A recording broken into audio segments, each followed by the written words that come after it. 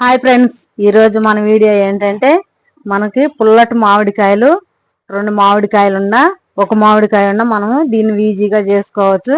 చింతపండు అంటే కొంతమంది పడనోళ్ళు ఉంటారు. అట్లాంటప్పుడు దీంతో మనము పప్పులో కానీ ఏదైనా పచ్చట్లో కానీ ఈ సీజన్ అప్పుడు ఇట్లా చేసి పెట్టుకుంటే మనకి అన్నిటికీ ఉపయోగపడుతుంది అన్నమాట. పులిహోర కూడా చేసుకోవచ్చు. మనం ఇక్కడ మన వీడియో కానీ ఎవరన్నా కొత్తగా చూస్తుంటే మన ఛానల్ని సబ్స్క్రైబ్ చేసుకోండి, లైక్ చేయండి, షేర్ చేయండి. ఇప్పుడు మన వీడియోలోకి వెళ్ళిపోదాం.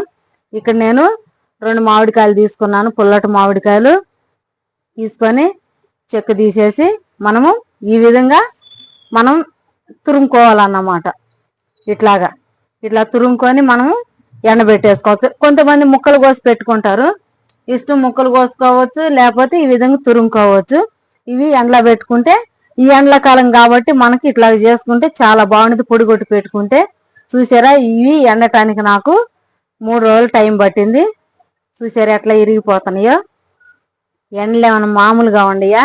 ఎండలు చాలా ఎక్కువగా ఉండయి, అందుకే నాకు తొందరగా ఎండిపోయినాయి.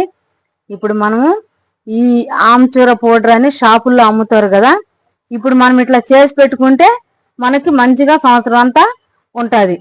ఇప్పుడు మనము ఈ ముక్కల్ని మంచిగా మిక్సీ బట్టి పొడి చేసుకున్నాం. మనం పొడి చేసుకొని ఒక డబ్బాలో పోసి పెట్టుకుంటే సంవత్సరం అంతా ఉంటుంది. పప్పులోకి కానీ ఏదైనా పచ్చళ్ళలోకి కానీ మనము యూజ్ చేసుకోవచ్చు. చాలా బాగుండిద్ది.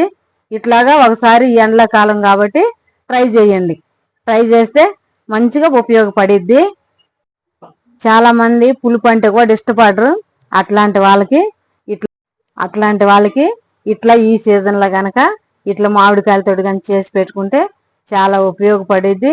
చాలా మంది గ్యాస్ ట్రబుల్ అని చింతపండు తింటే గ్యాస్ ట్రబుల్ అంటారు, నొప్పులు అంటారు. అట్లాంటి వాళ్ళు ఇట్లా చేసి పెట్టుకుంటే బాగుండిద్ది. ఒకసారి ఎండలకి